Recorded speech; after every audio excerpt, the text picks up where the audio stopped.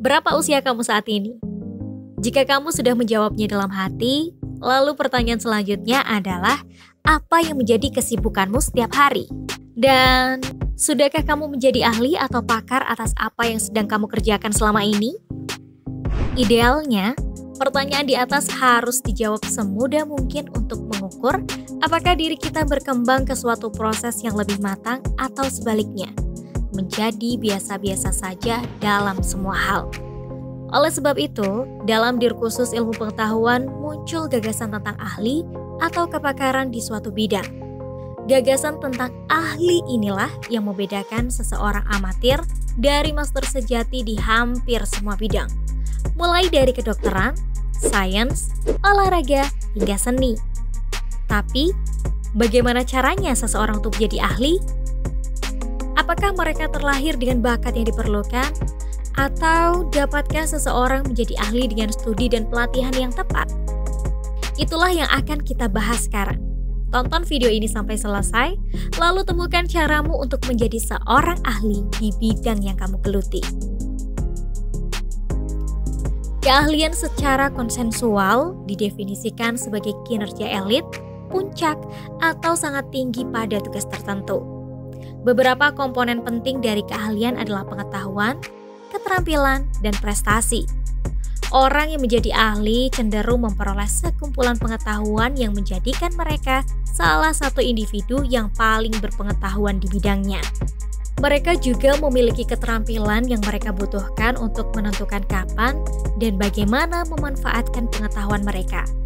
Keterampilan seperti itu seringkali dipelajari, tetapi dapat juga dipengaruhi oleh bakat dan kemampuan alami. Implementasi dari semua itu yakni mereka cenderung unggul di bidangnya dan mencapai prestasi yang jauh di atas dan melampaui apa yang dilakukan orang pada umumnya. Gagasan paling populer yang akan mengatakan pada kita, kunci untuk menjadi seorang ahli adalah mencurahkan setidaknya 10.000 jam untuk mempelajari dan mempraktikkan suatu hal. Gagasan ini pertama kali dicetuskan oleh penulis psikologi Malcolm Gladwell.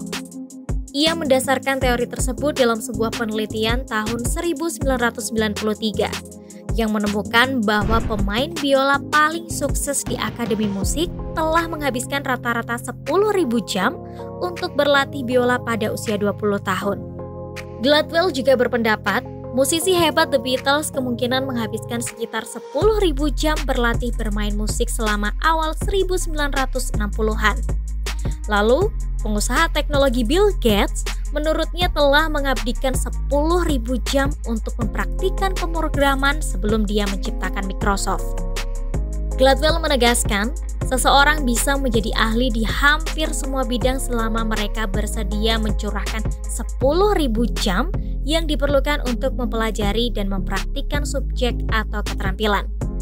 Praktik dari teori Gladwell, jika dikalkulasi dalam hitungan waktu per hari, kurang lebih seperti jika kamu dalam sehari menghabiskan waktu 7 jam untuk mempelajari dan mempraktikkan suatu hal, maka kurang lebih dalam kurun waktu 4 tahun, kamu akan menjadi ahli dalam hal tersebut.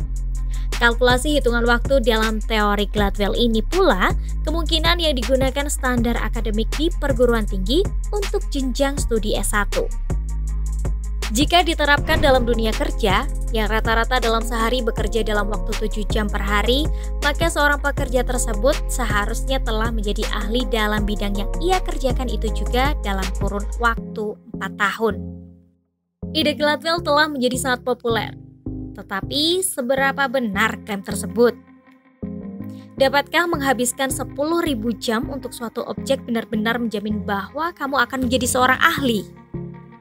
Kenapa kemudian dalam realitas yang kita temui, banyak orang yang tak menjadi ahli di bidang yang ia tekuni selama 4 tahun, bahkan lebih di perguruan tinggi tempatnya belajar? Atau banyak pula pekerja yang telah bekerja puluhan tahun dengan keterampilan yang biasa-biasa saja?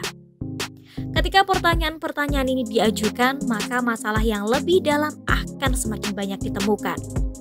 Anders Ericsson dari Universitas Florida muncul untuk melengkapi bahkan menggugat teori Gladwell. Ia berpendapat interpretasi Gladwell terhadap penelitiannya salah.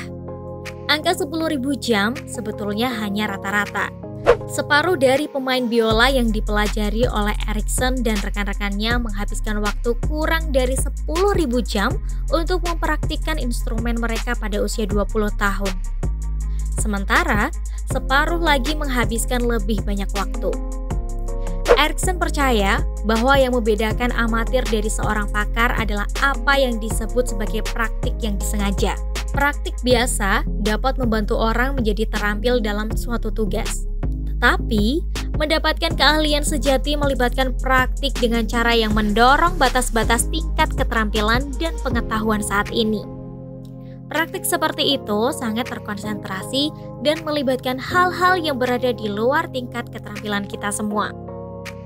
Hal penting yang menurut Erikson perlu digarisbawahi yakni, untuk menjadi ahli sejati, kita sangat membutuhkan bimbingan dan pelatihan dari guru yang terkualifikasi. Meluangkan waktu 10.000 jam untuk melatih hal yang sama berulang kali tidak cukup untuk menjadi seorang ahli sejati. Sebaliknya, latihan yang terkonsentrasi, terarah pada tujuan, dan disengaja yang memperluas kemampuan kamu di luar zona nyaman itulah yang harus dikejar jika ingin mendapatkan keahlian di bidang apapun. Meskipun Erikson percaya bahwa praktik yang disengaja adalah kunci untuk menjadi seorang ahli, tidak semua peneliti setuju dengan kesimpulannya. Beberapa peneliti baru-baru ini menemukan bahwa meskipun praktik yang disengaja memang penting, itu bukan satu-satunya faktor yang menjelaskan perbedaan antara yang terampil dan yang tidak. Jadi, bisakah kamu benar-benar menjadi ahli dalam segala hal selama kamu bersedia mencurahkan waktu dan tenaga untuk itu? Ini adalah pertanyaan yang terus direnungkan oleh para psikolog.